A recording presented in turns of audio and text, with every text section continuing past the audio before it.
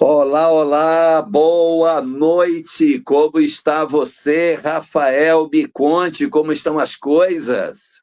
Olá, olá, meu querido Jorge Elahá. Por aqui tudo bem, um pouquinho de frio, mas Ah, imagino é? que não. Aqui está um pouquinho. Imagino que não tanto quanto aí em Curitiba, mas é uma Que tal? alegria poder estar com você novamente. Quero cumprimentar todos que estão no nosso chat, muitas pessoas queridas, muitos amigos. Tenho recebido aí muitas menções positivas ao nosso programa. Vamos que vamos. Verdade, eu também. Nossa, Rafa, tenho recebido tanta. Mas eu tive uma notícia, não sei se é verdade isso, eu tive uma notícia, de que você esteve em Fernandópolis esse final de semana. Isso é verdade? Que você esteve com a Cleide? Estive com Cleide, estive em Fernandópolis, em Valentim Gentil, estive em Jales. Foi uma experiência Ah, formidável. Você esteve, você esteve em Jales, no Centro Espírita Maria de Nazaré? Não, não foi o Maria de Nazaré, não. Foi uma outra casa espírita. Mas estive com muitos amigos lá de Jales. Foi uma experiência muito rica. Você conheceu o Davi de Jales? Davi, assim, pelo nome, porque eu abracei muitas pessoas, Elahá, mas eu acho que eu não. Se você tivesse conhecido o Davi, você sabia. Não, acho que eu não estive com ele, não. Cara, o Davi, olha, eu não sou médium, eu não sinto, eu não ouço, eu não enxergo, nem arrepiar eu arrepio. Quando eu conheci o Davi, eu fiquei olhando para ele assim. Aí a Conceição de Jales perguntou o que foi, disse. Ele foi padre? Ela disse, sim, foi, foi padre. Ele exala Ele exala característica do sacerdócio. Impressionante. Mas hoje nós vamos dar continuidade ao nosso estudo, não é verdade? Hoje a gente vai dar prosseguimento às nossas discussões sobre a história do cristianismo. Qual é o século que a gente vai ver hoje? Qual é o século, Rafael? Hoje nós estamos indo para o século oitavo. Nós já estamos no nosso nono programa, porque nós Sim, partimos o século quarto em 2 episódios. Hoje nós verdade. estamos indo para o século oitavo. Estou vendo a Cidinha aí. A Cidinha eu tive a oportunidade de abraçar 3 vezes. Cidinha. Cidinha é realmente estrela de primeira grandeza. Cidinha é espetacular. Verdade. Eu sempre falo que Cidinha é minha amanuense. Amanuense é um termo histórico que se utiliza para aquela pessoa que tomava anotações de quem falava, entendeu? Uma pessoa falava e o outro ia anotando. Por exemplo, Mateus era um amanuense das coisas de Jesus. Só que o amanuense ele toma em tempo real, né? Você está falando e o amanuense está tomando nota do que você faz. Eu digo que a Cidinha anota, não é a Cidinha Mota, a Cidinha anota, ela é minha amanuense. Minha e de outros também, né? Não é só minha, claro. Mas, Rafa, hoje a gente vai começar o século oitavo, e antes de nós começarmos, eu queria fazer algumas considerações antes de entrarmos nos aspectos históricos que a gente vai trabalhar diretamente. Eu queria fazer algumas considerações, assim, no sentido do panorama em que a gente vai lidar nessa nossa, nessa nossa noite de hoje, tá? Posso fazer uma Então, prece primeiro? sim, vamos Tá, eu fazê-la. Sim, claro. faço uma prece e depois você faz esse panorama. Tá bom. Nosso amigo e mestre Jesus, como é bom estarmos aqui. Como é bom saber da tua presença entre nós. Venha auxiliar os nossos estudos, as nossas reflexões. Venha abençoar todos aqueles que estão no nosso chat, pessoas e amigos queridos que partilham conosco deste estudo da história do cristianismo. Inspira a mim e o Elahá para que possamos estudar a história sob o viés do amor, tirando cada uma das mensagens para o nosso aproveitamento nos dias atuais. Fica conosco e nos envolve em vibrações de saúde, de alegria e, sobretudo, de muita paz. Que assim seja.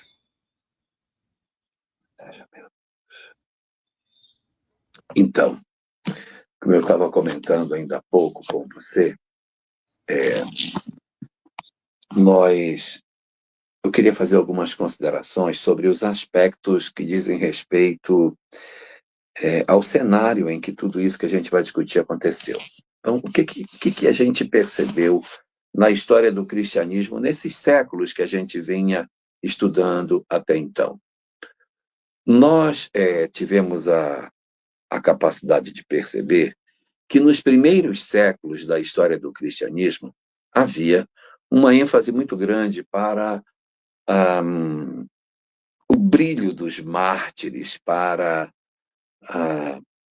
a grandeza da construção da patrística, a edificação dos conceitos, uma coisa assim muito voltada para um cristianismo religioso, um cristianismo doutrina, um cristianismo religião, muito nesse sentido.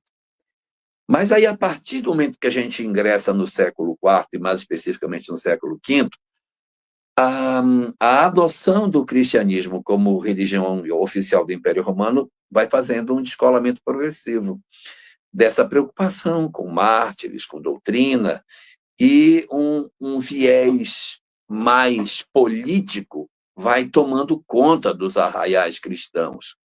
O cristianismo vai se tornando mais interessado nos aspectos de poder. E ele se expande pela Europa de uma maneira muito intensa, ele cresce, ele se espalha. O Império Romano tinha tentáculos em praticamente todo o mundo conhecido, e quando o Império Romano se converte ao cristianismo, ele é um vetor dinamizador da apresentação desta mensagem em toda a extensão do Império Romano. Então, ele serve como mídia para a condução do cristianismo. Se o cristianismo não tivesse o vetor do Império Romano, talvez ele não tivesse tido essa capacidade de expressão tão grande. E na medida em que o império era forte e ele vai se espalhando, ele vai convertendo muitas pessoas em função da ideologia do dominador sobre o dominado. E esse fenômeno vai acontecendo. E não há, nesse período todo, nada que possa se opor à forte ideia do Império Romano, à forte ideia da doutrina cristã, que vai alcançando as regiões do mundo conhecido com as suas doutrinas particulares, locais, seus deuses locais, suas verdades ali apresentadas. Então, o que a gente percebe? Que o cristianismo não tem oposição. E ele vai se alastrando, ele vai crescendo, ele vai se desenvolvendo. Só que ele recebe uma mudança na sua história a partir do século VII. Ele dá uma trombada no século VII com uma outra doutrina. E esta doutrina é uma doutrina forte, Maria José. É uma doutrina forte. E essa doutrina forte, ela colide com a expansão do Império Romano, do cristianismo. O cristianismo colide com esta doutrina, que é, ao mesmo tempo, uma mensagem, em termos religiosos, mas é também um exército. Então, é um exército, mas, ao mesmo tempo, é uma doutrina religiosa. Eu estou falando do Islã. A partir do século VII, e agora a gente vai entrar no século VIII, o cristianismo não está sozinho em termos de expansão territorial. O Império Romano vai ser fortemente abalado pelo crescimento do império relacionado com os muçulmanos, que se organizam muito rapidamente no mundo. Em um século, o islamismo tinha se espalhado pela Península Arábica e tomado o norte da África de uma maneira muito veloz. O Império Romano nem se dá conta de quão ligeiro foi assim Parece que num piscar de olhos, pá, aquela região toda se converte ao islamismo e o Império Romano, junto com ele, o cristianismo, experimenta um processo de retração por conta do crescimento de uma outra força que se põe. Não sei se estou sendo claro no que eu quero dizer, mas eu estava sozinho, eu era monopólio, eu estava sozinho no mercado, só eu vendia um produto. Aí, de repente, apareceu uma outra empresa vendendo o mesmo produto que eu, e a gente vai ter que dividir o mercado entre nós dois, mais ou menos essa comparação. Então, a partir do século VII, o cristianismo vai experimentar uma segunda mudança no seu perfil. Ele que era doutrinário, que era religioso, cristianismo nascente, mudou e se tornou uma coisa mais formal, um cristianismo mais ligado aos aspectos do poder. Agora, a partir do século VIII, que é o que a gente vai ter a chance de ver hoje aqui, agora ele é uma doutrina guerreira. A partir de agora, quando nós falarmos de cristianismo, nós estamos falando de soldados, de guerreiros, de homens de espada na mão, coisa que até antes desse século isso não era tão evidente. Mas agora eu tenho uma motivação para lutar. Eu tenho um inimigo a vencer, né? Uma crença de que eu tenho um inimigo. Então, o cristianismo vai ingressar numa nova fase, a fase dos combates, a fase dos exércitos que, em nome de Jesus, desfraldarão suas espadas para matarem pessoas em nome da fé.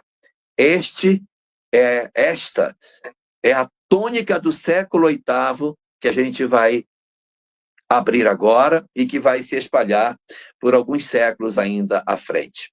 E aí, feita esta colocação inicial, Rafa, passo para você dar aí o ritmo das coisas. Bom, quero agradecer a presença de todos, estou vendo os nomes passando, muitas pessoas queridas, e as suas introduções são ótimas. Me fez lembrar o curso de um rio, Elahá, porque veja, o rio nasce pequenininho, é uma nascente. A nascente do cristianismo, um braço do judaísmo, porque no princípio a gente herda parte dos costumes, ali com Saulo, que se fez Paulo, a gente ganha uma autonomia, passa a se diferenciar e começa a se espalhar. Era a doutrina do Cristo, era a doutrina de Jesus. Ganhamos os primeiros séculos como os seguidores daqueles que eram os apóstolos. Falamos, por exemplo, do século II, do século III, onde a gente falou de Policarpo de Esmirna, onde nós falamos de Irineu de Lyon, falamos de Orígenes, falamos de Tertuliano de Cartago, e a Tertuliano, naquela fase de ouro do cristianismo nascente, eu prefiro nascente do que primitivo, porque ele é tudo menos primitivo. Menos primitivo.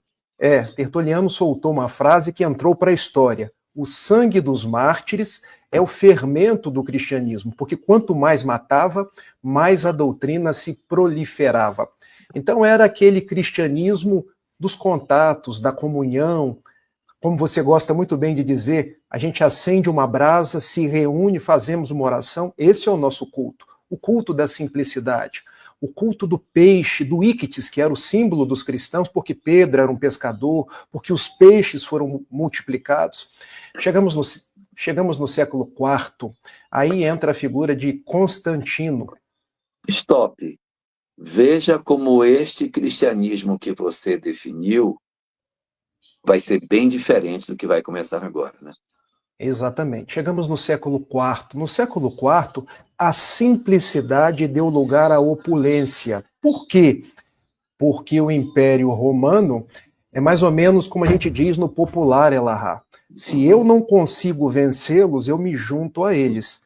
Então, em 13 de junho de 313, o Édito da Tolerância, com Constantino. Em 380, com Teodósio, o Império se torna cristão. Da simplicidade à opulência, porque agora os cristãos são aqueles que frequentam os palácios.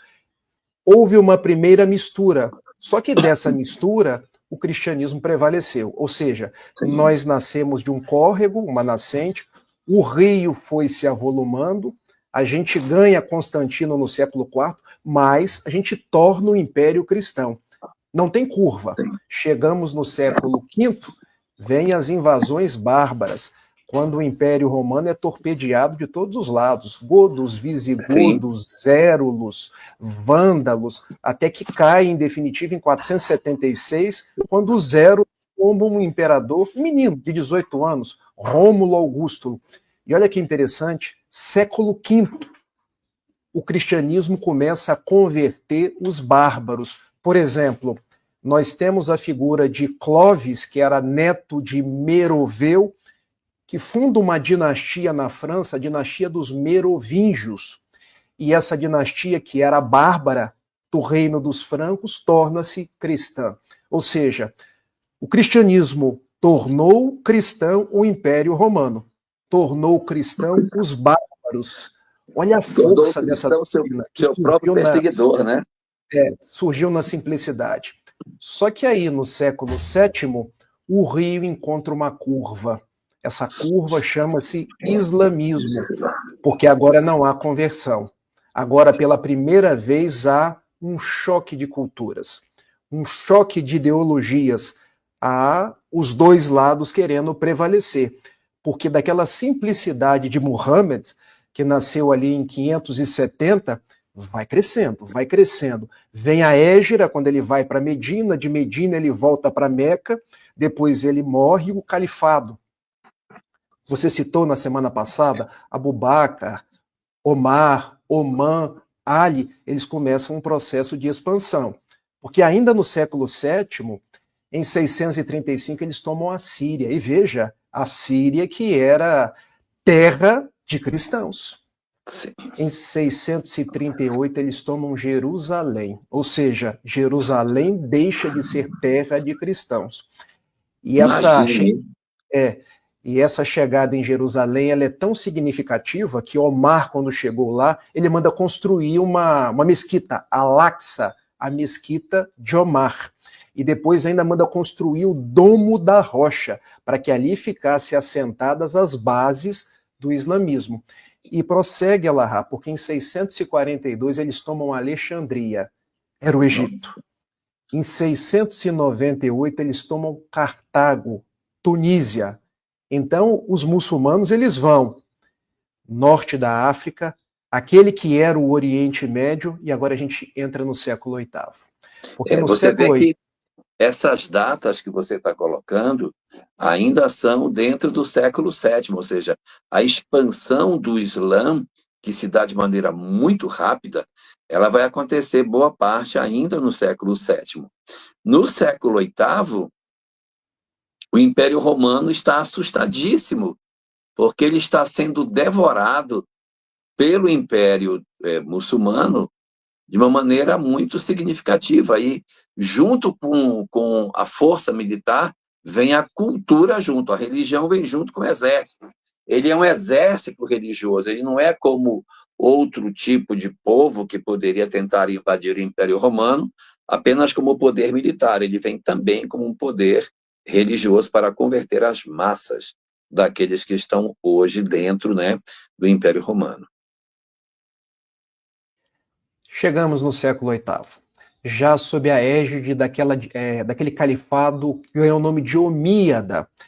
Particularmente, existe um chamado Tariq ibn Ziyad, eu não sei ler esse outro nome, mas é um grande califa que atravessa o Estreito de Gibraltar e no ano de 711 eles tomam a Península Ibérica.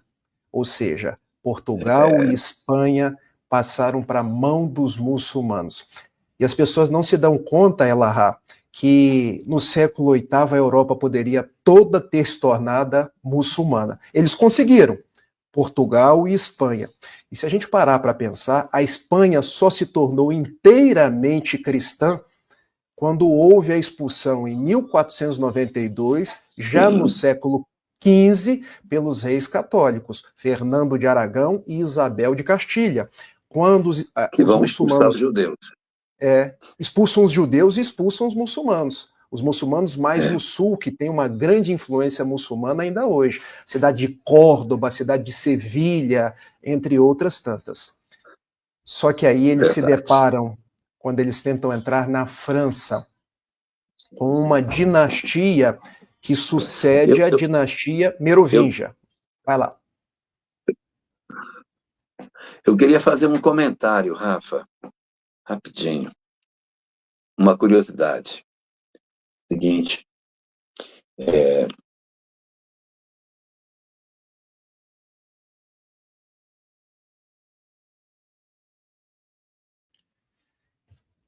Ele trava assim de vez em quando, gente, mas é a internet dele. Daqui a pouco ele volta.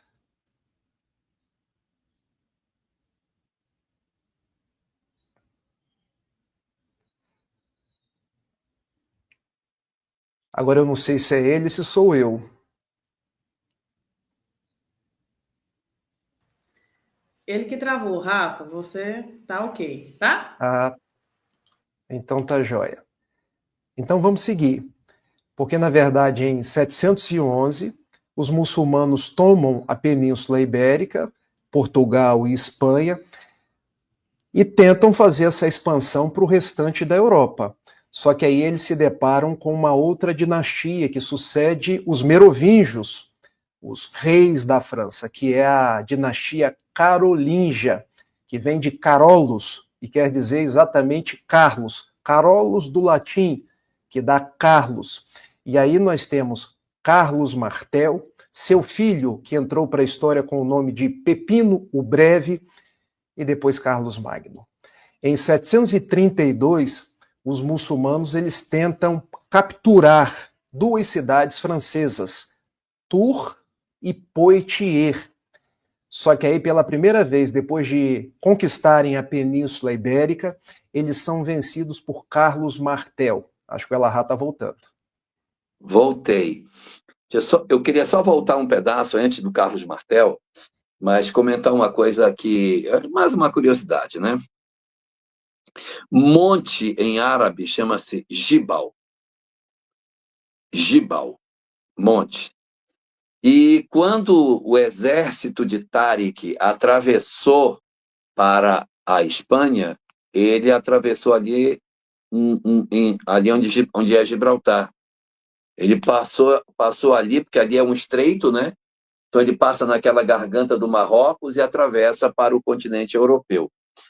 E aquele monte ficou sendo o Monte de Tariq, exatamente pelo fato de ter sido ali que Tariq cruzou para iniciar a dominação da Espanha. Então é o Jibal Tariq, então, que vai tornar-se Gibraltar.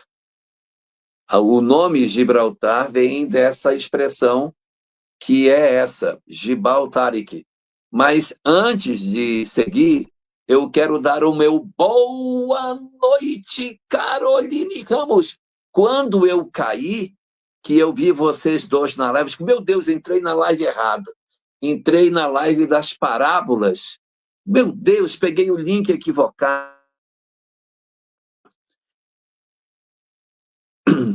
Me conta, Carol, como estão as coisas? Está tudo bem? Tá tudo bem, Jorgito? Tudo bem. Estou aqui dando suporte para vocês dois hoje, tá? Ela está dando um show na live das parábolas. Eu aproveito para poder convidar os companheiros que quiserem estar conosco. Nós estamos falando sobre todas as parábolas de Jesus, seguindo qual livro, Carol? O Parábolas Evangélicas, do Rodolfo Caligares, da FEB Editora. Isso.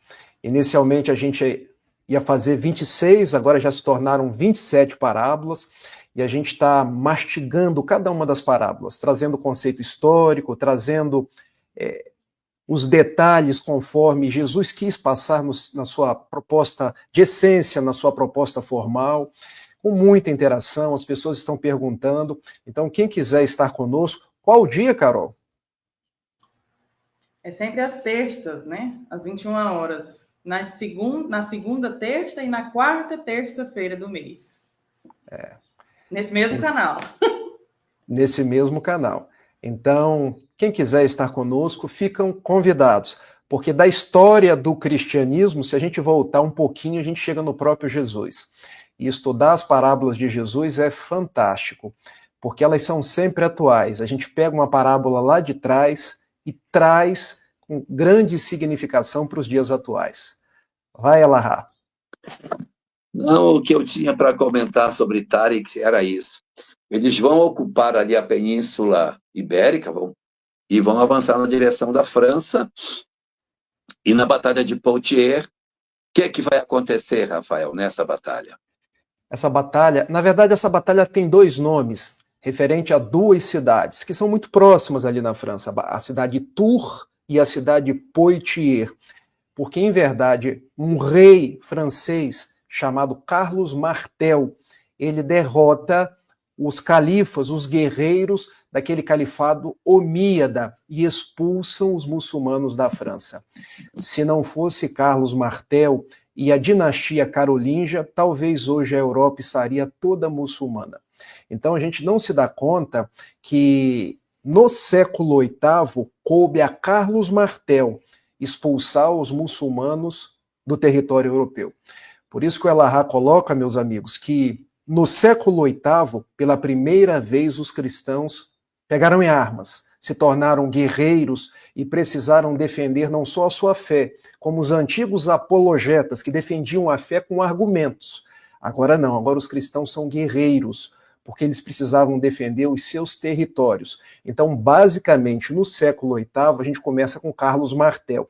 E martel é uma palavra bem peculiar, Elahá, porque ela lembra martelo.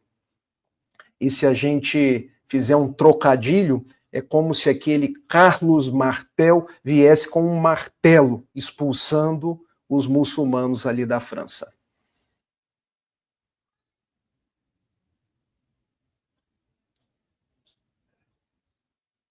O Elahá agora fez igual o Thor. Ele vem como se ele fosse uma espécie de Thor, né? Ele vem com aquele martelo violento, rebentando com tudo, e ele consegue vitórias significativas. E isso dá a ele uma autoridade enorme, porque ele é visto pela população como uma espécie de um ídolo. Meu Deus, ele é um vencedor extraordinário. E ele nem era, na verdade, rei, mas ele fica com uma popularidade enorme, mesmo ele não tendo, nesse período das batalhas, o trono, a coroa, mas ele fica extremamente bem visto pela comunidade pelas vitórias contra a expansão dos muçulmanos. Ele é sucedido pelo filho dele, chamado Pepino, o Breve. E o breve aí é bem literal, porque o reinado dele foi breve. Mas a Pepino o Breve, nós temos dois fatos bastante significativos. O primeiro dele é que o Papa veio até a França para ungí-lo rei. Ou seja, nós voltamos a ter uma ligação do poder temporal com o poder religioso. Então o Papa Zacarias vem, a partir de agora você é rei, e a igreja está considerando você rei. É a aliança entre Estado e religião. E depois, Elahá, ele concede alguns terrenos, já ao Papa que sucedeu Zacarias, que chamava Estevão II. E essa doação de terras começa aquilo que na igreja a gente chama de o Estado Papal. Porque a igreja começa a ter terras, começa a ter propriedades. E a gente se pergunta, para que uma igreja quer terras, quer propriedades? Mas a igreja tinha interesse. Então começa ali uma espécie de aliança entre Roma, a igreja, e o Estado francês. Começa com Pepino o Breve. Mas mais relevante do que Carlos Martel e Pepino o Breve é o filho de Pepino o Breve ou o neto de Carlos Martel, Carlos Magno. Eita, esse aí é importante demais. Carlos Magno, o Magno não é o nome dele, né? É porque é Carlos o Grande. Daí, Alexandre o Grande, Alexandre Magno. Carlos o Grande, Carlos Magno. E ele vai ter uma importância enorme pela possibilidade de fazer a unificação de uma fragmentação que estava acontecendo no Império do Ocidente, porque estava tudo esfacelado. Depois da queda do Império Romano, as nações do Ocidente estavam todas quebradas entre si, e Carlos Magno vai ser muito importante pela unificação que ele vai fazer do Império nesse período, né? Exatamente. O fato mais marcante do reinado de Carlos Magno, ele reina até mais ou menos 843, no ano 800, ainda no século VIII, porque o século VIII que nós estamos estudando, ele vai de 701 até o ano 800. Mais particularmente em 25 de dezembro do ano 800, o Papa Leão III, ele vai até a França e coroa ele como imperador. É criado um império, o Sacro Império Franco-Germânico. Olha como a história é cíclica, Elahá. É quase que um retorno do Império Romano, só que com outro nome e um território diferente. Ficou a Europa fora Espanha e Portugal, né? Ficou fora Espanha e Portugal. A Europa, que tinha se livrado dos imperadores, agora volta a ter um imperador.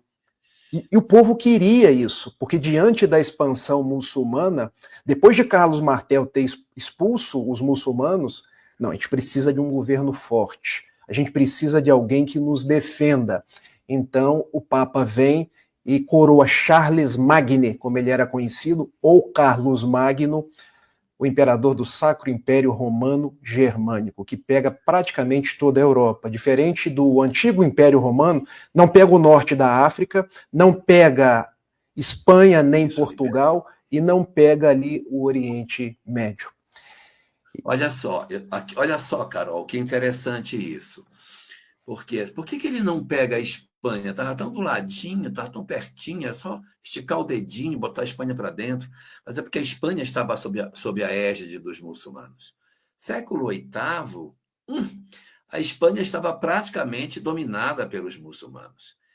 Quem visita a Espanha e visita o sul da Espanha, essas cidades que ainda há pouco foram comentadas pelo Rafael, as cidades do oeste da Espanha e do sul da Espanha, ali Sevilha, Córdoba, Granada, aquelas cidades, elas tiveram uma influência árabe absurda. Então, quando você visita, você não sabe se você está na Arábia ou se você está na Espanha, porque as construções belíssimas que foram feitas pelos árabes no período que estiveram assim, sabe? É maravilhoso. Olha, o Aldir Lamar está querendo saber que livro que a gente fez pesquisa para o estudo que ele quer estudar também. Eu uso alguns. Quer falar os que você usa, Rafael? Olha, eu posso até pegar o livro. Não são livros espíritas, tá, gente? Sim. Nós não temos hoje uma literatura espírita que trate dessa história do cristianismo de uma forma tão assim, a miúde. O que a gente tem são alguns livros do benfeitor Emmanuel tratando de fatos, mas fatos esparsos. Por exemplo, o livro A Caminho da Luz faz uma espécie de sobrevoo sobre a história da humanidade. O livro Brasil, Coração do Mundo, Pátria do Evangelho faz um sobrevoo sobre a história do Brasil, começando lá na Palestina, falando do transplante da árvore do Evangelho para o Brasil, mas passa para o Portugal, fala da Escola de Sagres, fala do período das navegações. Então, livros históricos que a gente tem hoje na doutrina espírita são esses do benfeitor Emmanuel. Nós temos alguns livros de Dona Ivone do Amaral Pereira que trata de alguns eventos específicos. Por exemplo, nas Voragens do Pecado, a gente trata de um evento fantástico, fantástico assim, sob os olhos da história, porque sob o olhar humano ele é terrível, que foi a noite de São Bartolomeu, que a gente entende ali muitos detalhes que acabaram ali acontecendo na época da Reforma Protestante. Então eu uso livros históricos. Eu vou pegar aqui o livro que eu estou utilizando, mas existem vários outros. Olha, esse que o Elahá está mostrando aí, História do Cristianismo, esse Bruce Shelley, ele é protestante, mas vou dizer uma coisa para vocês. Os protestantes, eles contam a história do cristianismo de uma forma, eu não quero cometer nenhuma imprudência aqui, mas de uma forma melhor que os católicos, porque eles são mais técnicos no contar a história. Mais isenta. São mais... Eu leio os dois, eu leio tanto a parte católica quanto a parte protestante. E eu tenho visto que os protestantes são mais isentos. Chegam ali no século XVI, com a reforma protestante, eles acabam puxando um pouco para a brasa deles. Porque aí eles entram em Lutero, entram em Calvino, entram em todas aquelas questões que a gente já conhece. Mas esse aí é um bom livro. Deixa eu pegar aqui o nome dele, ó, que estão perguntando o nome dele. O nome dele é esse aqui, ó.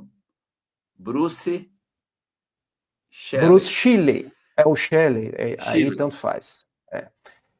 E nós temos também, para quem...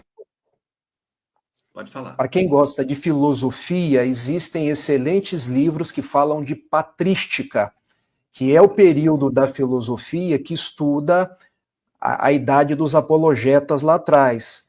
Então, se você gosta de filosofia, também dá para pegar um livro de filosofia. Existem alguns autores de filosofia, eu fico assim meio que num senão para indicar, porque numa live espírita eu gosto de falar de livros espíritas. Mas aí fica ao gosto de cada um. Verdade.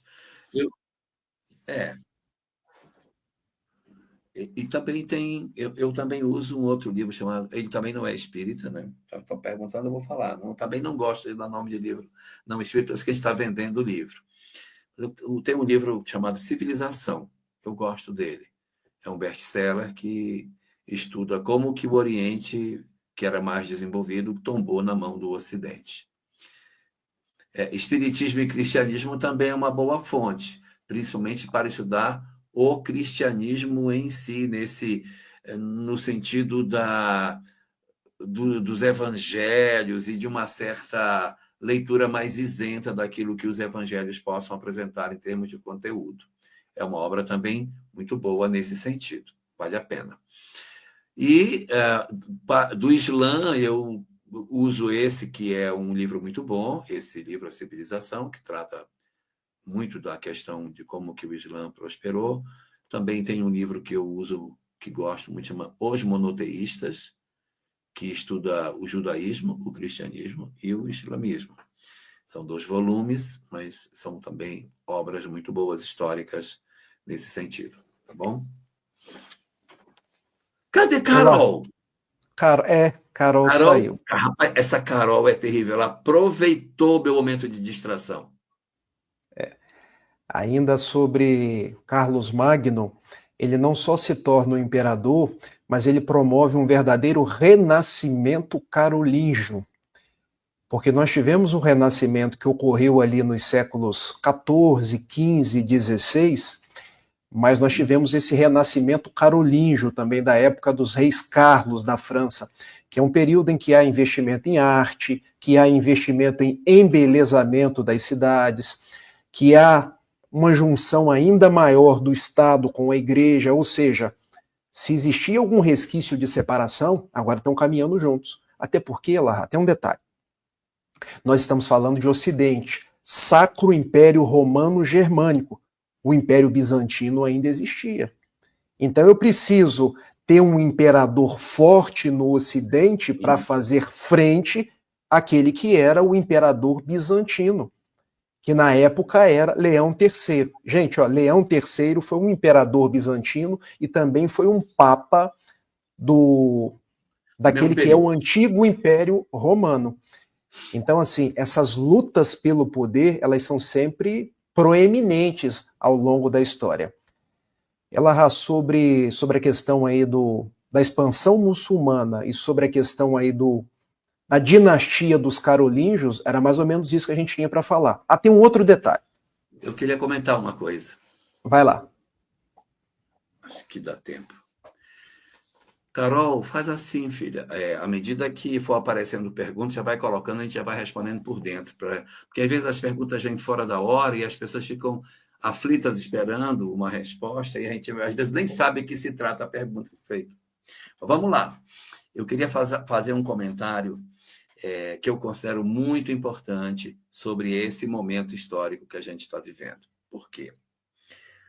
Porque o período de Carlos Magno foi um período de paz com o Islã. Isso é que é o negócio. Por quê? Porque, como bem Rafael estava colocando, os muçulmanos haviam tomado Jerusalém. Jerusalém estava na mão dos muçulmanos. Eles eram os donos daquele território. Eles tomaram Israel inteiro. E Jerusalém ficou na mão deles. Só que os cristãos podiam fazer suas peregrinações a Jerusalém. Não havia nenhum impedimento.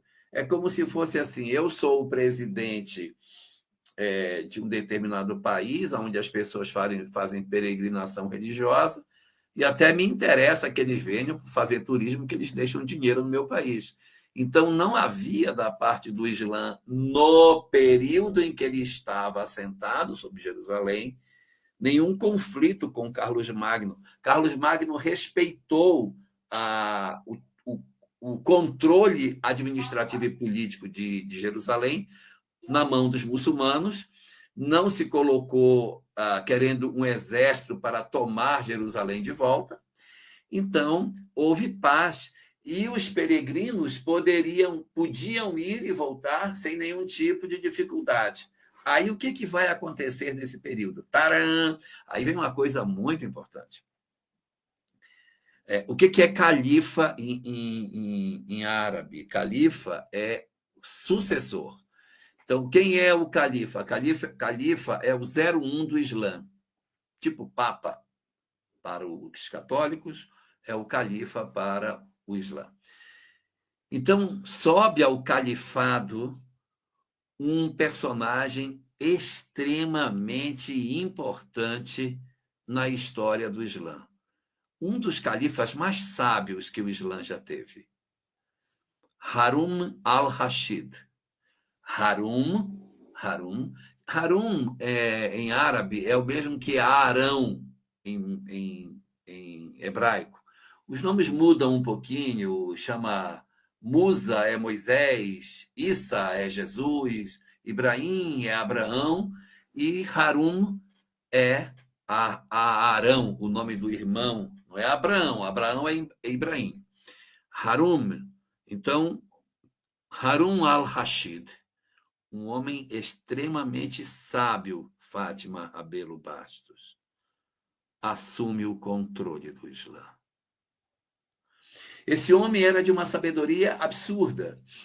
E quando al-Rashid toma o poder do califado, ele diz: farei do nosso império o império mais sábio e poderoso que a Terra já conheceu. O que ele faz? Ele começa a descobrir que os cristãos estão destruindo o conhecimento que havia nas suas regiões. Os pergaminhos antigos que haviam em Alexandria e que foram queimados, outros estudiosos que tinham feito algum tipo de discussão, textos dos filósofos antigos, textos dos grandes nomes, dos grandes matemáticos, dos grandes geômetras do passado, muitos deles estavam sendo destruídos ou esquecidos, porque o cristianismo tinha, nessa época, uma proposta muito rígida com relação à ciência. Então, eles estavam queimando os pergaminhos, estavam destruindo o conhecimento, estavam acabando com tudo. Aí al-Rashid diz: vocês vão lá no mundo cristão, vão catar tudo que eles têm e vão trazer para nós.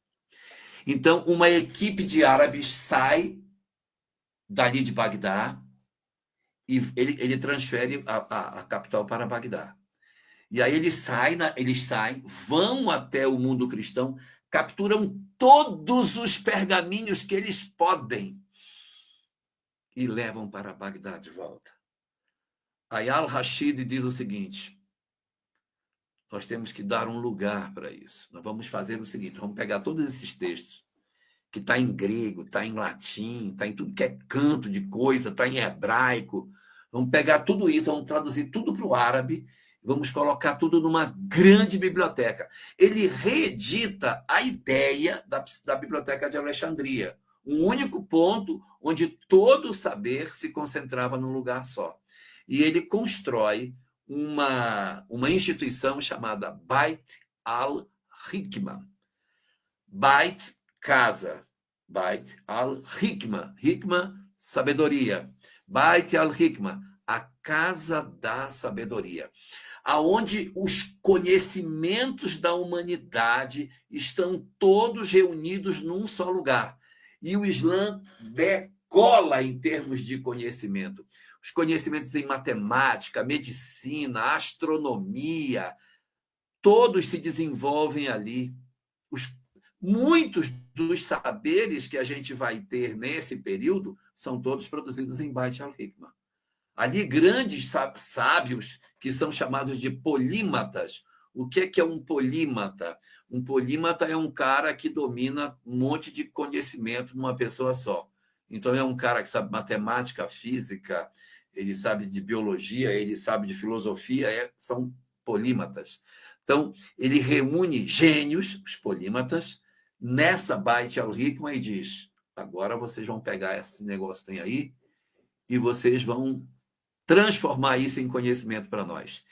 E realmente, à medida que Beit al-Hikma é criada, começa a haver um distanciamento entre o Islã e o mundo cristão. O mundo cristão vai ficando cada vez mais atrasado, mais ignorante, e o Islã vai desenvolvendo muitas coisas. Os estudos de balística, que depois Galileu usou para fazer o ângulo do canhão, isso tudo foi feito em Beit al-Hikma. Ali eles estudavam o ângulo dos canhões, se o ângulo fosse muito alto, caía perto, e se o ângulo for muito baixo, cai perto, mas tem um ângulo ideal, aí calculava pela distância o ângulo que tinha que ter. Tudo eles fizeram lá.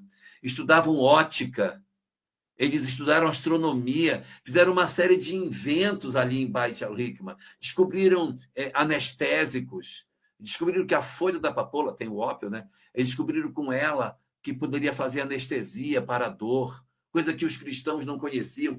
Muitos conhecimentos foram obtidos em Beit al-Hikma. E este califa sábio, esse cara chamado Harun al-Rashid, não esqueçam o nome dele, era muito amigo de Carlos Magno. Eles nunca se encontraram pessoalmente, nunca se encontraram.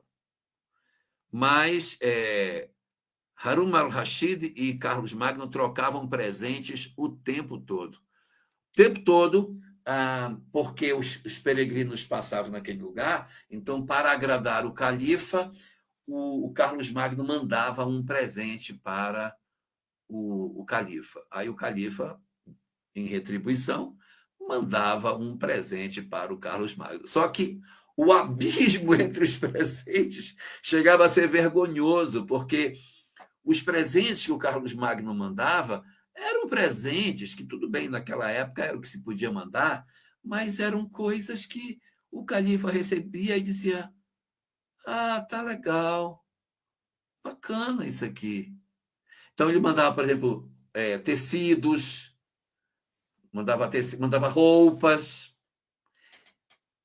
e o califa devolvia engenhos.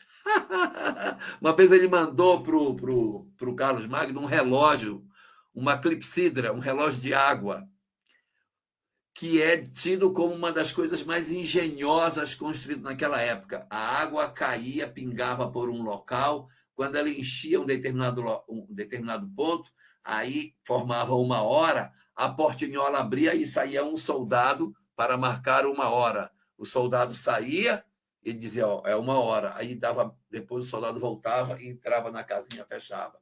Quando era 2 horas, da casinha do lado saía um outro soldado. Então, como é que você constrói só com água e engrenagem? Então, o califa fazia, assim, agora sou eu falando, até para humilhar o Carlos Magno, sabe? Ele recebia um tecido e dizia: manda aquele engenho lá para ele dar uma olhada como é que a gente faz as coisas aqui, que o nosso negócio aqui é diferente. E aí o Carlos Magno ficava impressionadíssimo com as coisas que ele recebia do Islã. E essa Beit al-Hikma, ela vai ser o suprassumo da era de ouro do Islã. E aí eu vou dizer para vocês, quando é que Beit al-Hikma vai entrar em declínio? Quando é que ela vai viver um período de ouro, quando ela vai entrar em declínio? Sabe quando que ela entra em declínio? no final das cruzadas. Por quê? Porque a guerra, a luta com os cristãos, aquela coisa, tira o foco de Beit al-Hikmah, contamina a Beit al-Hikmah de intolerância. Então, assim, pode, esses caras são mais ignorantes do que nós. Então, esse período de animosidade destruiu o Beit al-Hikmah. E do ponto de vista espiritual, o que é que vai acontecer? Os cristãos odiavam muçulmanos e os muçulmanos odiavam cristãos. Qual é a lógica da reencarnação quando duas comunidades se odeiam? Você pega os que estão do lado de cá e reencarna do lado de lá. E pega os que estão lá e põe para cá. Então, o Islã recebeu um monte de cristão intolerante e eles arrebentaram com Beit al-Hikmah, que entra em declínio e vai se acabar. Isso tudo é fruto da intolerância. Então, você vê, os caras eram intolerantes em Capela, aí vieram para cá, construíram o paganismo, que era intolerante, perseguiram o cristianismo, aí nasceram no cristianismo. Rebentaram com o cristianismo por conta da intolerância deles e acabaram com a essência cristã. Aí eles viram o Islã, entraram em colisão com o Islã, aí eles migram para o Islã e vão acabar com o Islã do lado de lá. Então, a intolerância ela passeia na Terra, destruindo as culturas em função da rigidez, da dificuldade de mudança que esses espíritos, entre os quais nós também estamos, que têm uma dificuldade de admitir o processo de transformação que a nossa humanidade precisa fazer. E olha que interessante, Allahá. Nós falamos que em 642, o profeta Omar e o califado tomaram o Egito. Quando eles tomaram o Egito, eles destruíram a biblioteca da Alexandria. E uma frase icônica do califa Omar foi a seguinte: olha, se o que tem aí não tem no Alcorão, destrói. Se o que tem aí já tem no Corão, é dispensável, destrói. Então a destruição, Carol, da biblioteca da Alexandria é acabar com a obra de Orígenes, é acabar com a obra dos neoplatônicos, é acabar com muito dos estudos de Aristóteles, de toda aquela filosofia antiga, por intolerância.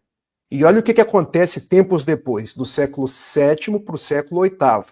E aqui há uma questão histórica também, porque o Tariq ibn Ziyad, ele era do califado Omíada, cuja sede era ali na Síria, na cidade de Damasco. E esse era belicoso, porque eles entravam para, dizendo popular, para arrochar.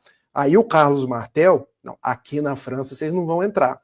Só que depois eles são sucedidos pelo califado Abássida, que eles fundam a cidade de Bagdá, onde é construído Beit al-Hikmah.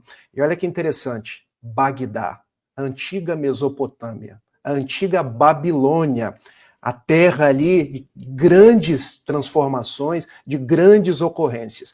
E é ali que Harun al-Rashid, do califado Abássida, ele constrói Beit al-Hikmah, a casa da sabedoria. Porque a intolerância não tem lado, a intolerância é da pessoa. Ele é o quinto califa Abássida. Quando Exato. se torna o califado Abássida, vários califas, ele é o quinto al-Rashid. E a que conclusão ele e Carlos Magno chegam? Olha, se a gente ficar brigando, não prospera nem o Iraque, hoje Iraque, antes era Bagdá, era um califado, nem prospera o Sacro Império Germano. Então a gente vai fazer o seguinte, a gente vai manter uma convivência respeitosa. O problema, Rafael, é você não aceitar que o outro é dono daquele território. A confusão vem daí. Na época de Carlos Magno disse, olha, a gente vai manter a paz, porque eu vou entender que você tem o direito de ser o dono dessa terra. Você me dando o direito que meus peregrinos possam ir e vir sem problema, beleza, você fica com a terra para você e está tudo bem. O que vai acontecer mais à frente, eu não posso contar, senão o pessoal nem vai aparecer na live, é que vai aparecer um grupo de líderes cristãos que vão dizer, não, mas ele não pode ser dono de Jerusalém. Isso está errado. E a partir desse entendimento, os caras vão tomar a decisão de que eles têm que tomar de volta Jerusalém para o domínio cristão. Aí vem uma história que eu não posso contar hoje, mas que é exatamente o processo de desgaste em função dessa intolerância, que é o que move as guerras, que move a violência dentro do nosso planeta. Não tem entendimento. Você vê que foi possível a convivência de Carlos Magno, que é um grande imperador, com Harun al-Rashid. Tudo bem, fica lá, fica aqui, está tudo beleza. E eles protegeram a região da França e da Alemanha, o franco-germânico, né, da expansão muçulmana nessas regiões. Então, pronto. Então, tudo bem. Então, esse pessoal aqui vai ficar cristão. A Espanha está perdida no século VIII.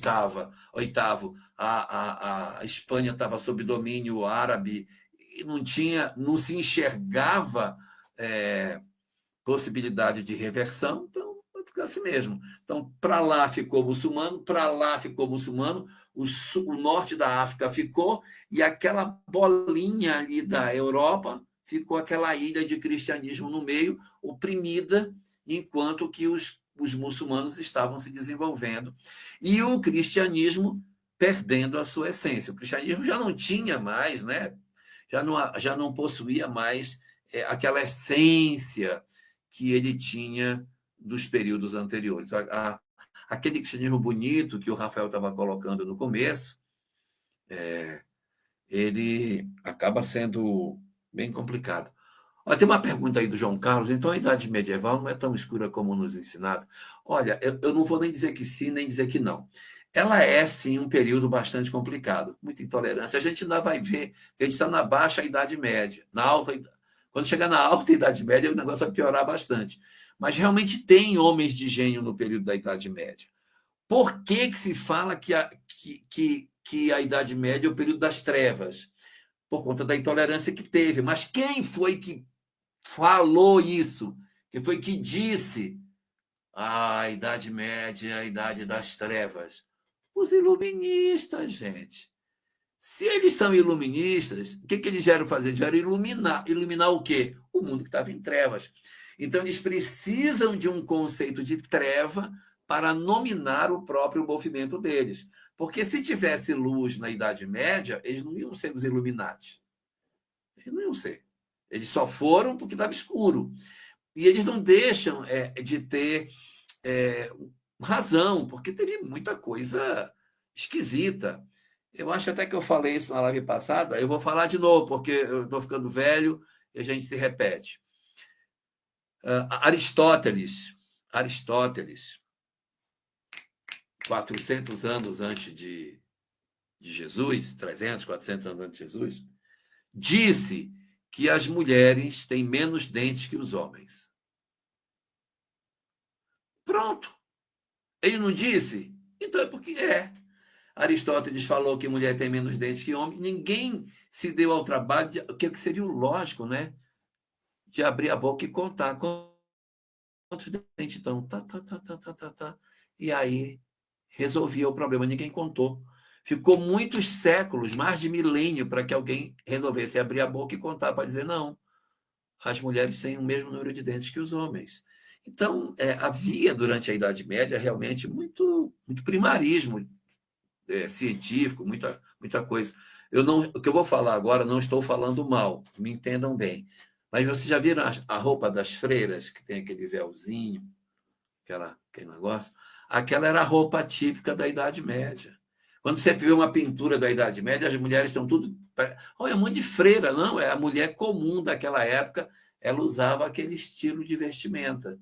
Então, como isso vem seguindo nos séculos, a igreja ainda traz, em muitas das suas ordens, o mesmo estilo de vestimenta do período da Idade Média. Quer dizer, elas se vestiam como mulheres comuns da época, que depois se transformaram. Fátima Rabelo Bastos, a mulher mais importante de Sergipe, pergunta: o que os cristãos tanto temiam dos muçulmanos? A crença, o poder? Repare, não é muçulmano só. é um exército.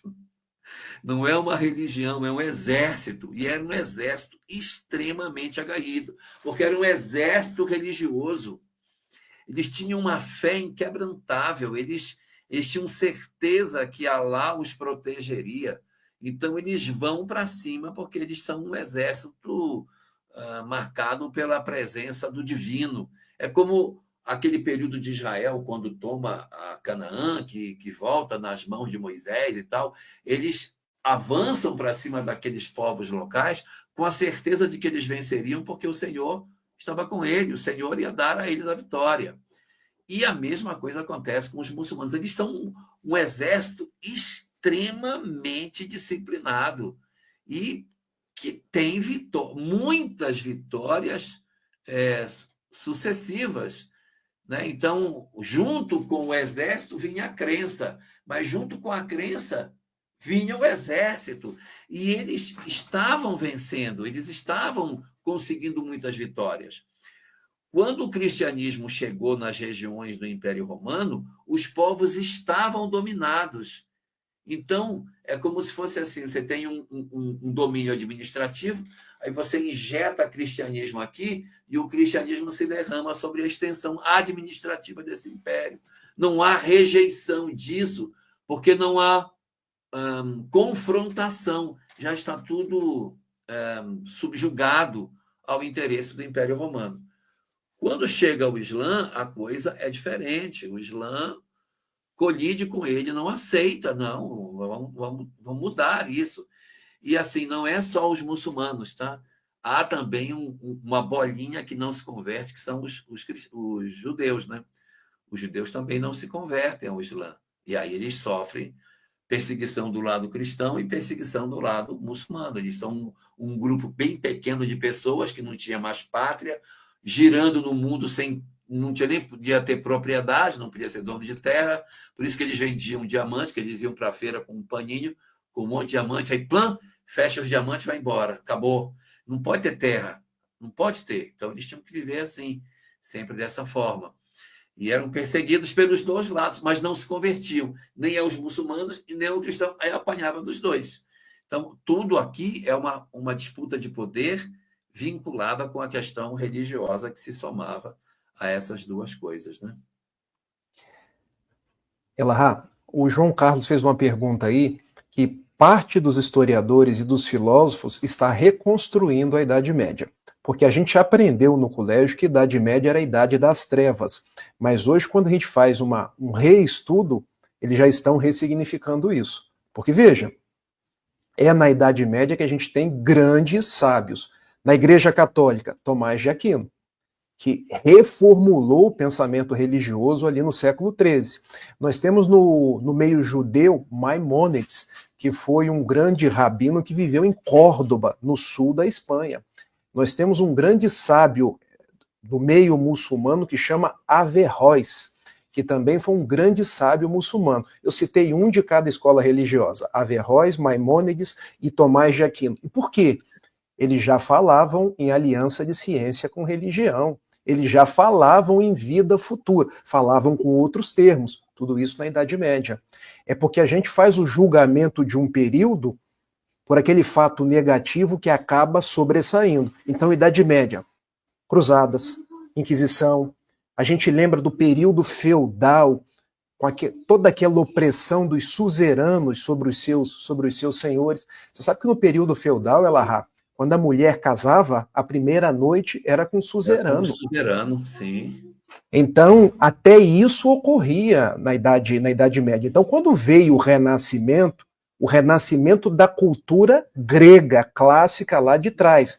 Então, assim, é mais ou menos o seguinte, quando um governante sucede o outro, ele precisa dizer que o outro é ruim para ele ser valorizado. Então, se vai renascer, o período anterior tem que ser todo ruim. Mas não é verdade. O período da Idade Média, por mais que tenha muita coisa negativa, surgiram muitas propostas boas. E eu digo uma em especial.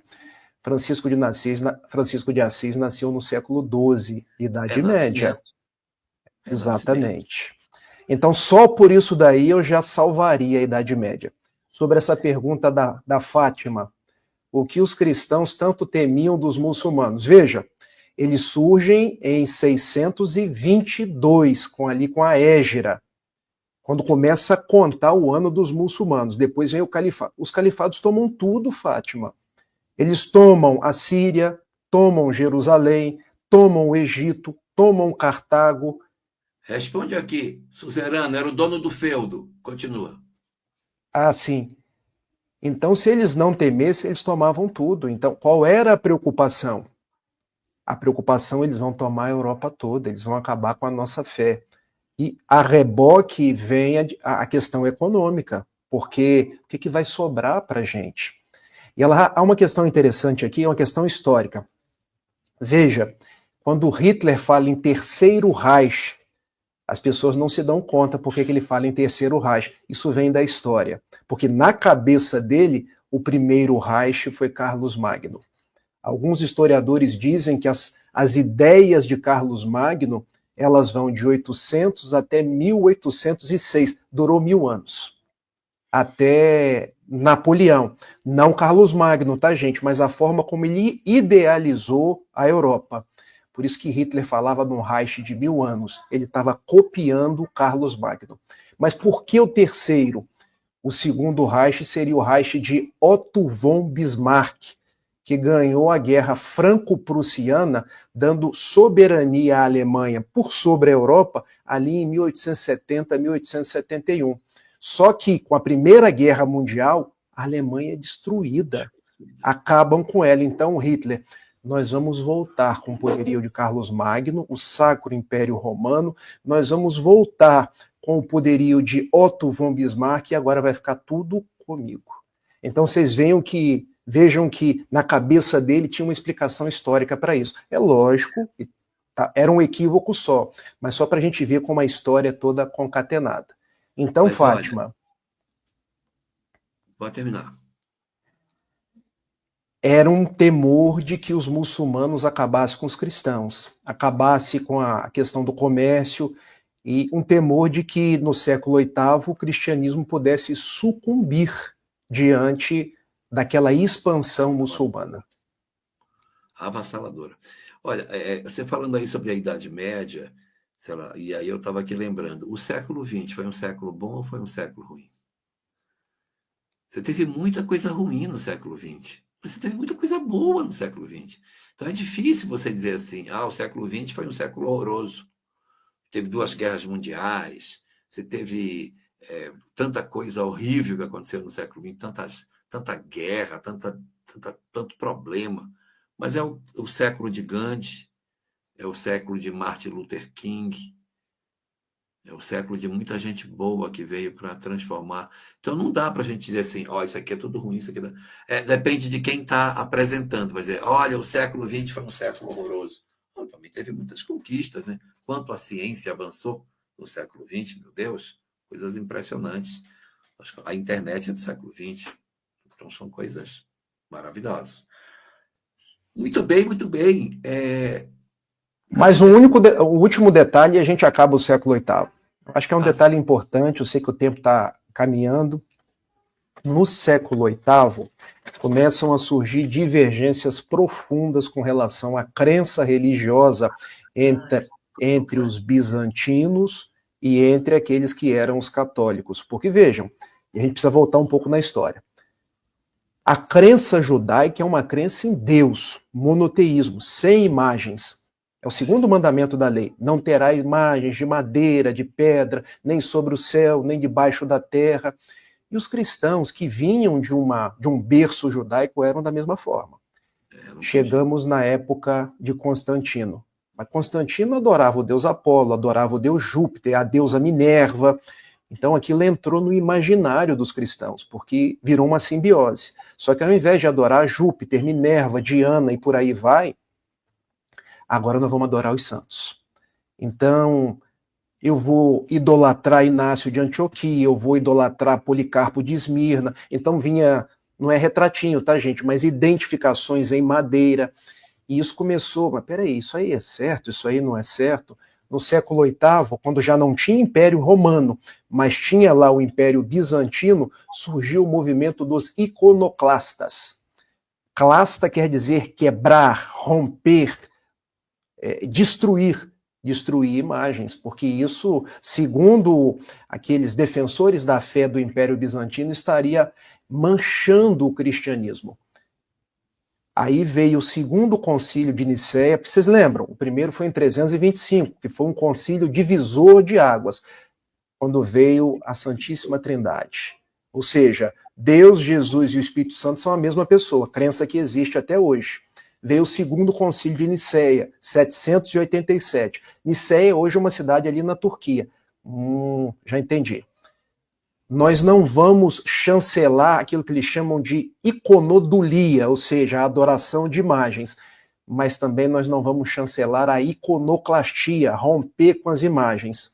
Então eles definem da seguinte forma, Elahá: adoração só a Deus, mas a gente pode ter uma espécie de gratidão, de veneração aos santos da igreja. É a forma como predomina aí.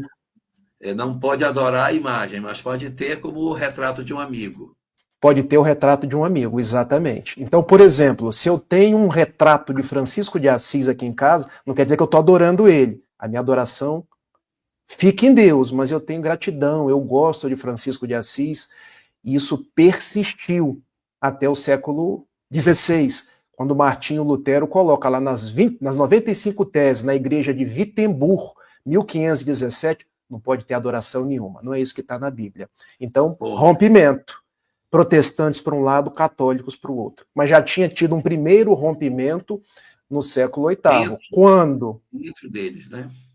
Dentro dele. Quando os que seriam posteriormente os ortodoxos, sem imagem, e os católicos com imagens. Porque mais tarde, a gente vai chegar no século XI, quando vai acontecer a cisma de 1054, que eles vão se dividir. Uns podem ter imagem, mas só como ícone, pinturas. Não pode ter escultura. Você não pode fazer nada tridimensional.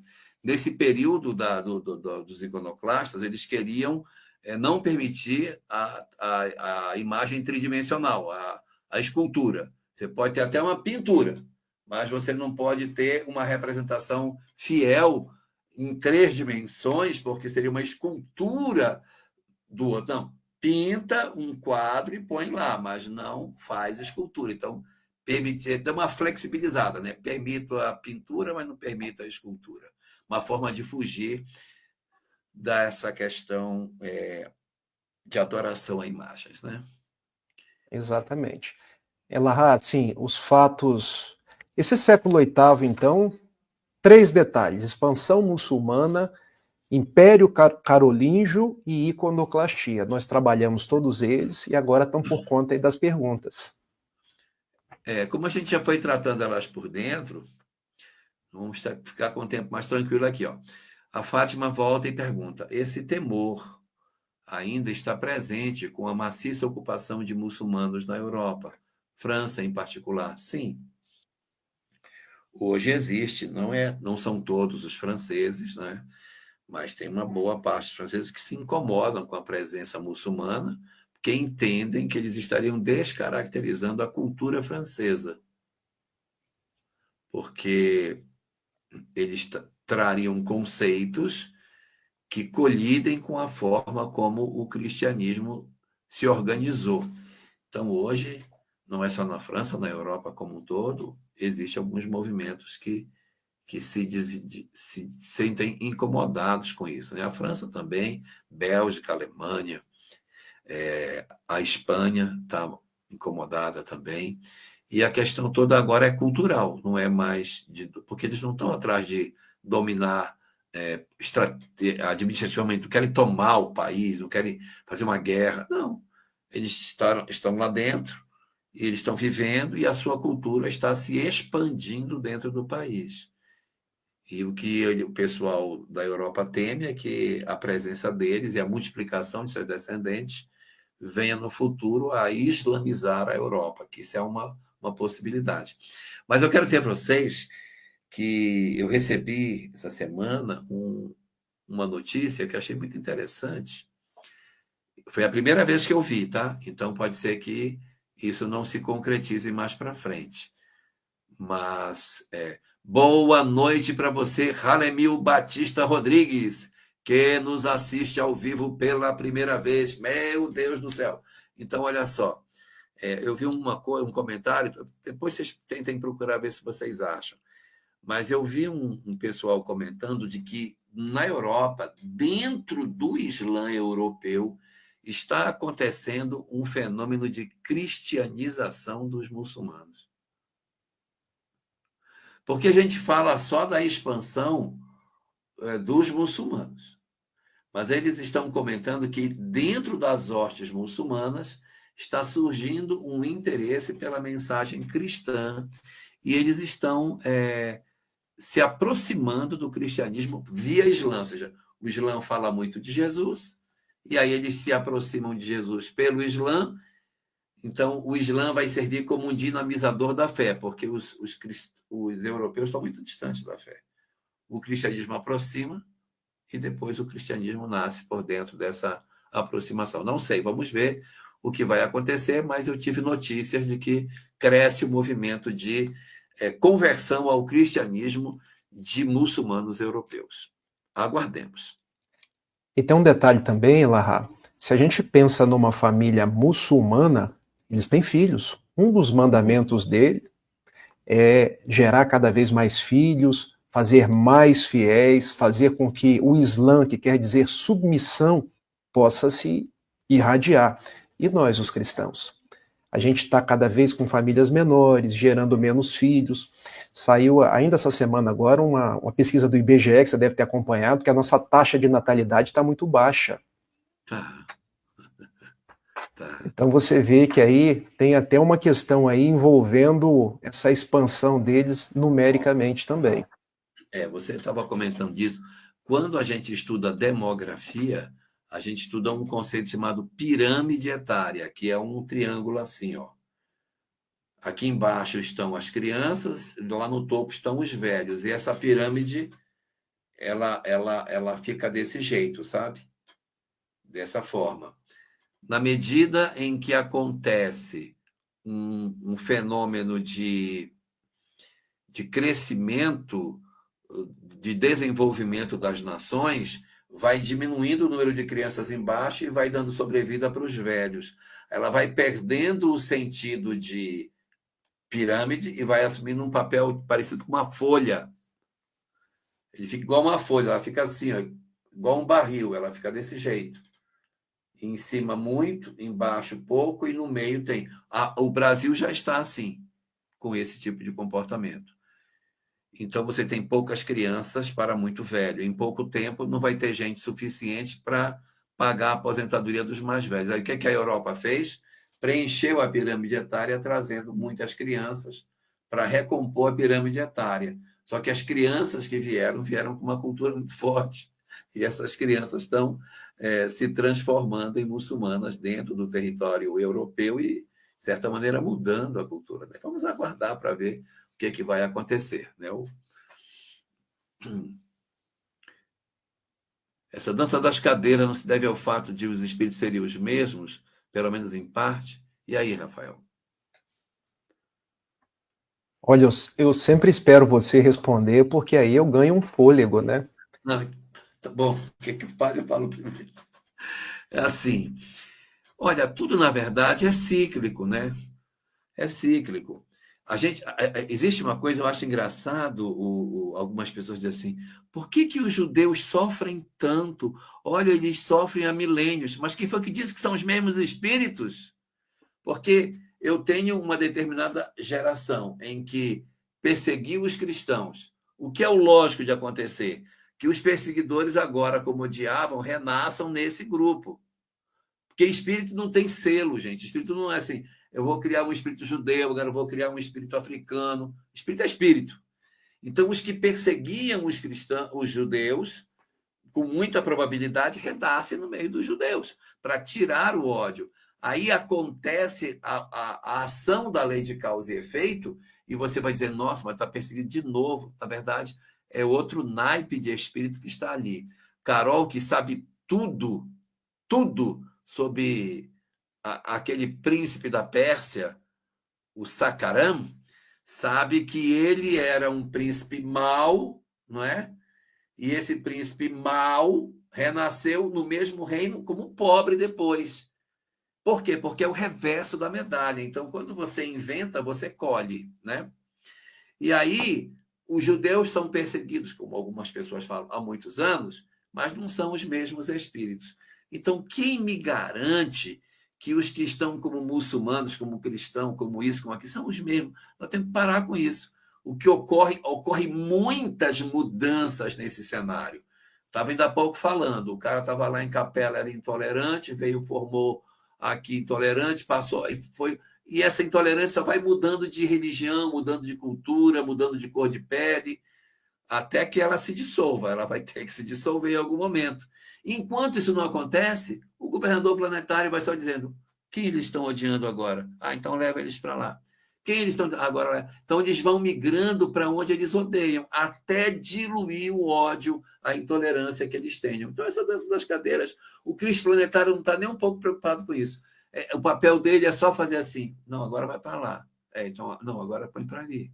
Porque eles têm que exercitar até aprender. Boa noite, Clara, como está você? Ela veio aqui mandar um beijo para vocês, que hoje ela não tinha vindo ainda. Você não quer mandar um beijo para a sua professora que está assistindo você? Ah, a Martinha tá aí hoje, filha. Manda um beijo para ela. Vai lá, filha. Você sabe, Elahá, você contando, eu me lembrei de uma história quando o Chico veio aqui no Rio de Janeiro. Ele veio receber o título de cidadão honorário do Rio de Janeiro. Olha como a gente dava títulos para o Chico. Num determinado momento perguntaram assim para ele: Chico, por que no Rio de Janeiro a gente tem a maior favela da América Latina? Hoje a gente chama de comunidade, a comunidade da Rocinha. E o Chico respondeu: uai, Su, mas Deus é tão bom, mas tão bom, que ele permite uma inversão para que as pessoas aprendam a se amar. Do lado da Rocinha, Elahá, não sei se você conhece, eu vou explicar para as pessoas que estão aqui no chat, nós temos o bairro de São Conrado. Aqui no Rio de Janeiro, a comunidade se mistura na Zona Sul.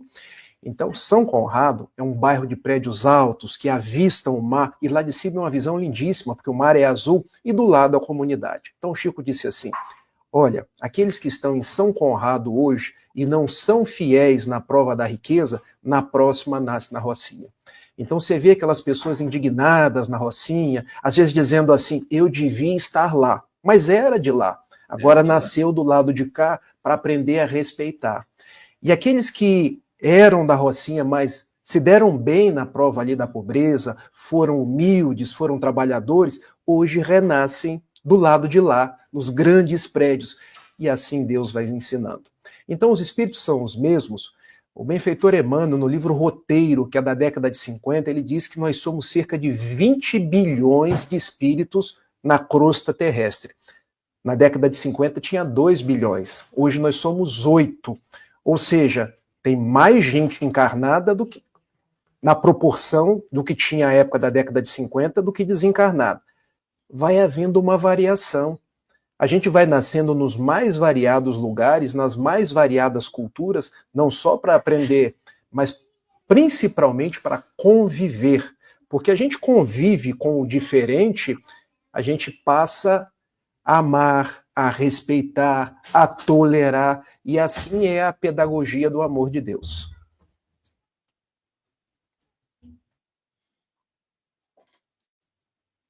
Muito bem. Tem mais aí, não tem, Carol?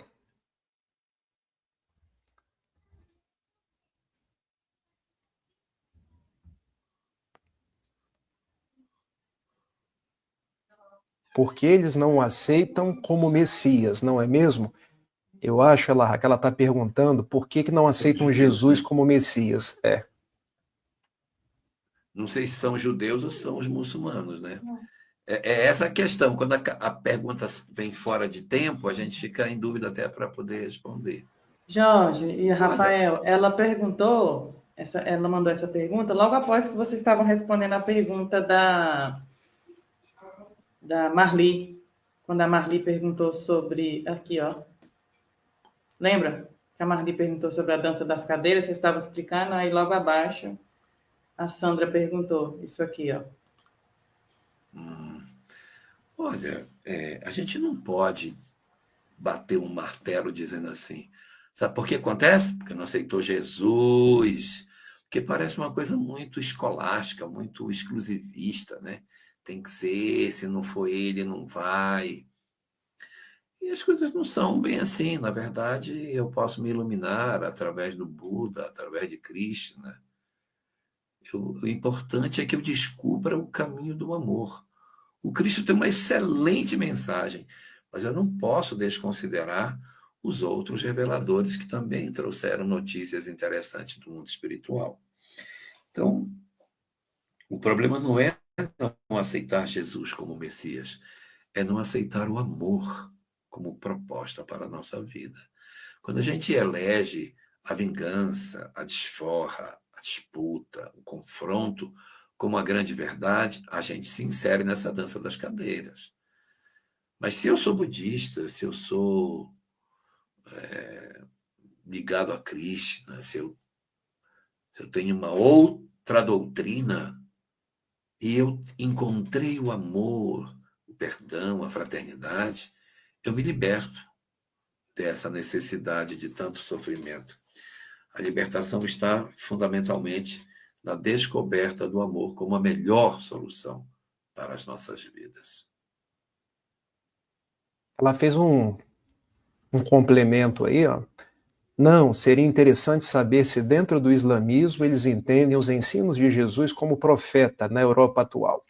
Veja, Jesus é um profeta dentro da cultura islâmica, assim como são profetas Isaac, Abraão, Moisés, só que o maior de todos os profetas é Muhammad. Esse, inclusive, é um dos princípios do islamismo. Há um só Deus, Alá, e há o profeta maior de todos, que é Muhammad. Os outros, eu vou colocar assim entre aspas, tá, meus amigos, porque não existe essa expressão. São uma espécie de profetinhas, aqueles que também têm seu conhecimento. Menores. Fica melhor assim. São profetas menores, que trazem conhecimento, que têm a contribuição. Jesus seria um deles. Ele estaria colocado dentro da cultura islâmica numa posição inferior ao próprio Muhammad. Então não existe assim uma belicosidade em relação a Jesus, só que ele é um profeta menor diante de Muhammad. E tem uma coisa também, né? Depois de Muhammad, o profeta mais citado no Corão Sagrado é Jesus. Então ele é muito, muito enaltecido na cultura islâmica, muito reverenciado, mas o Muhammad é maior, né?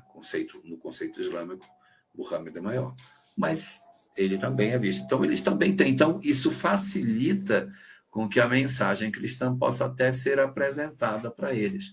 O grande problema é que, embora Jesus seja um grande profeta para eles, os cristãos são péssimos exemplos.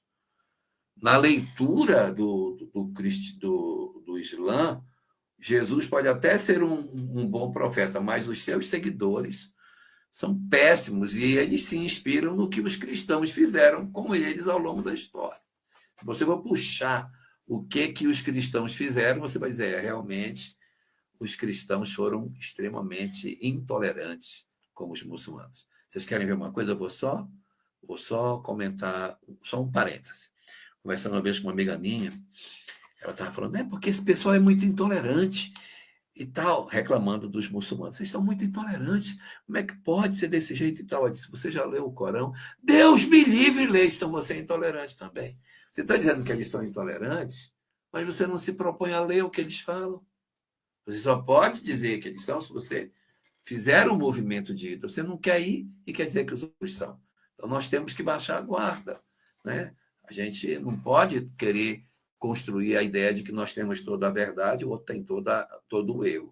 Vamos sentar, vamos ouvir, vamos ponderar, ouvir o que o cristianismo fez com o Islã ao longo da história. Alguém já entrou do lado de lá para ver o que o Islã sofreu na mão dos cristãos, a perseguição que eles sofreram pelo Islã, pelo cristianismo, porque eles eram donos de Jerusalém, estavam lá. Os cristãos vieram para tomar a terra de volta. A troco de quê? Não, porque não pode.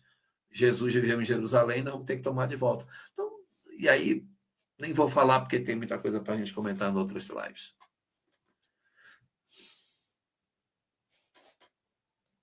Isso é uma pergunta? Considerando que cada vez mais diminui o número de crianças e que há a possibilidade de que, pelo menos até 2050, serão metade dessas crianças com alguma síndrome, como, por exemplo, o autismo, o que pode? O que pode acontecer com o espiritismo? Você queria falar do Islã? Olha, nós não sabemos o que nos reserva para o futuro, porque o transtorno do espectro autista é uma coisa muito nova. Ninguém sabe nem a causa. O que a gente sabe é que ele está crescendo, mas qual é a causa? Sabe qual é a causa? Ninguém sabe. Existem especulações de qual é a causa, mas ninguém sabe. Vamos admitir que daqui a 2 anos, 5 anos, 10 anos, algum cientista diga: eu descobri. A razão pela qual nós estamos tendo crianças autistas é essa. E a partir dessa descoberta, com uma movimentação que contorne a causa, a gente reverta isso. Então, não estou falando como se nada fosse acontecer até 2050, eu não sei. Algo pode acontecer aí. Amanhã, pá, o cara publica uma pesquisa e tudo pode mudar. Não é? Não tem uma história do cara que as 2 filhas dele estavam com varíola e como não tinha cura, ele matou as 2? Ele era médico. Ele matou as crianças, porque não queria ver as filhas sofrerem. Aí, no dia seguinte, chegou a notícia de que a varíola tinha sido encontrada a vacina. E aí? Como é que fica? Mas e é um detalhe, Elahá, não é acontecer com o espiritismo, é acontecer com a humanidade. Sobre o espiritismo, existe uma frase de Leon Denis, logo na introdução do livro No Invisível: o espiritismo será o que nós fizermos dele. Então, não nos preocupemos com o espiritismo. Eu acho que a nossa preocupação deve ser o que nós estamos fazendo com ele. Estamos amando, estamos fazendo a nossa parte, que eu acho que esse é o nosso grande contributo. Qual região Jesus foi mais ativo, mais ensinou, mais são os doentes? Eu acho que a pergunta não era assim. Acho que a pergunta é: a região onde Jesus foi mais ativo e mais estão os mais doentes? Eu acho que é essa que é a pergunta que eu quero fazer. Eu acho. Ah, tá. Ela estaria fazendo uma espécie, criando um paradoxo, né? Por que a região onde Jesus foi mais ativo, mais ensinou, mais são os doentes? Mas ele não veio exatamente para os doentes, ele não veio exatamente para trazer a cura, para trazer uma proposta libertadora. Ele nasceu ali e hoje, talvez se a mensagem dele tivesse efetivamente se espalhado ali, teria menos doentes, né, Elahá? Porque se a gente pensar hoje ali no Oriente Médio, os cristãos são uma minoria. Uma minoria. Olha, eu não quero dizer que cristão é santo, até porque a história do cristianismo está cheia de guerras. Mas, olhando para a guerra do Oriente Médio, qual dos 2 lados é cristão? Nenhum dos 2. E a Sami aqui em casa diz assim: olha a falta que Jesus faz. Porque você não pode nem evocar isso para uma tentativa de diálogo. Você não pode nem evocar. Para evocar o quê?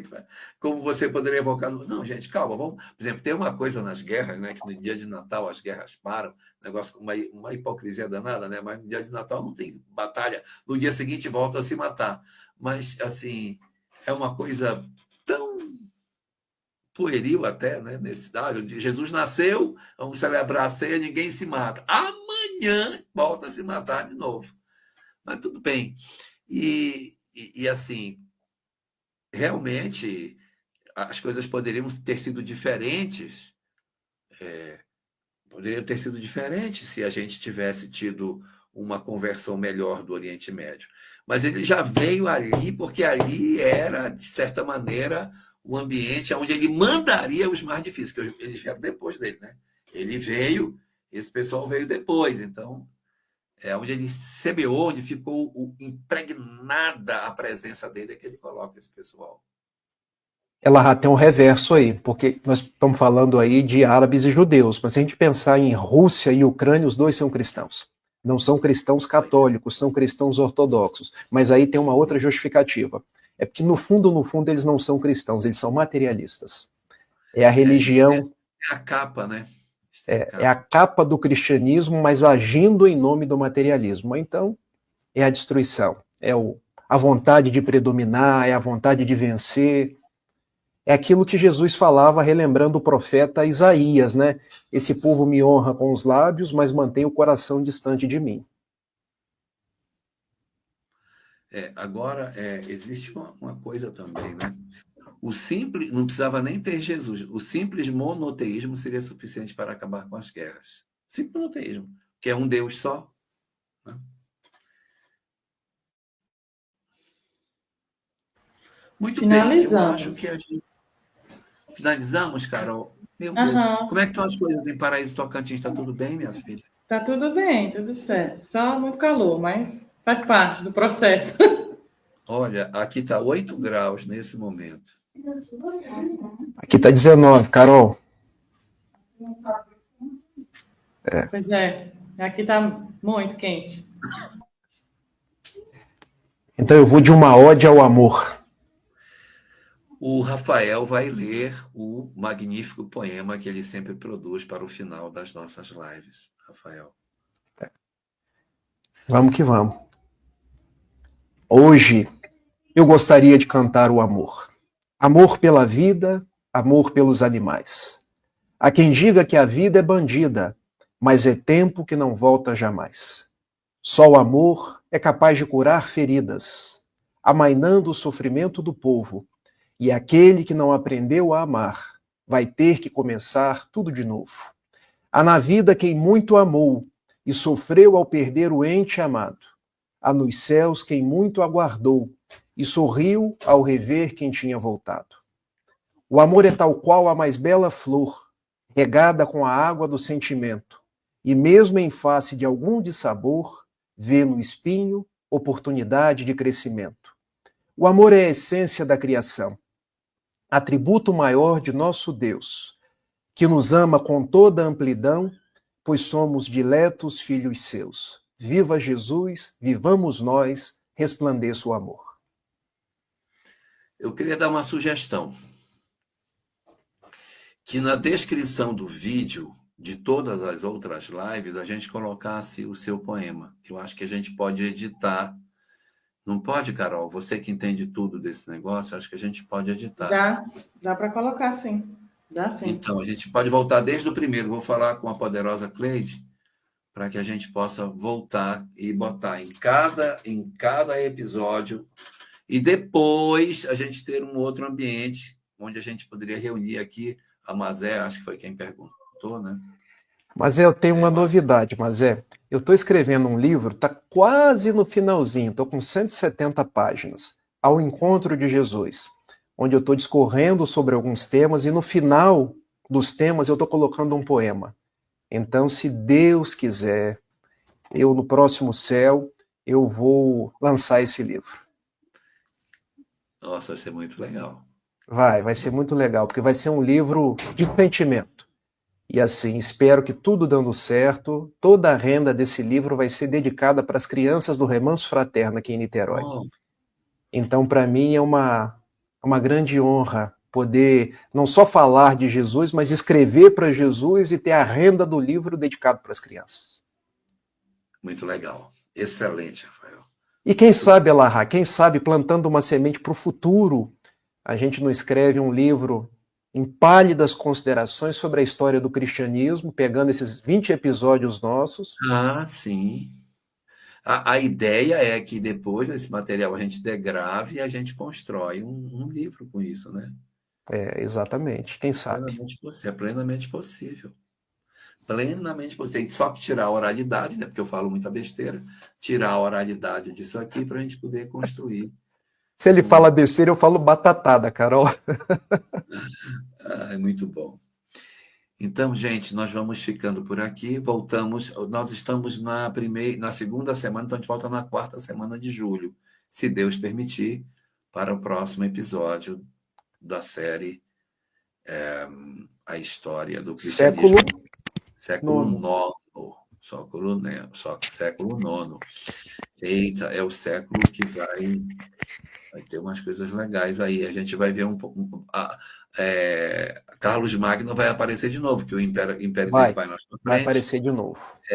Vai aparecer Harun al-Rashid também, ele vai até 809, então ele vai mais um pouquinho para frente. A história está começando a esquentar, porque no século VIII começam as batalhas, e essas batalhas vão desembocar lá nas cruzadas, porque agora a confusão esquenta. Quando não tiver o sábio al-Rashid no comando do Islã, e não tiver o sábio Carlos Magno no comando do Sacro Império Germânico, a chapa vai esquentar. A intolerância tomará conta e muitas coisas terríveis nos aguardam. Valeu, valeu! Carol, você deveria vir toda noite, Carol. Sua presença é extraordinária. Então, gente, uma boa noite para todos. Muito obrigado pela presença. Rafa, você é sempre magnífico, você é sempre extraordinário, incomparável. Muito bom. Valeu! Obrigado, Elahá. Obrigado, Carol.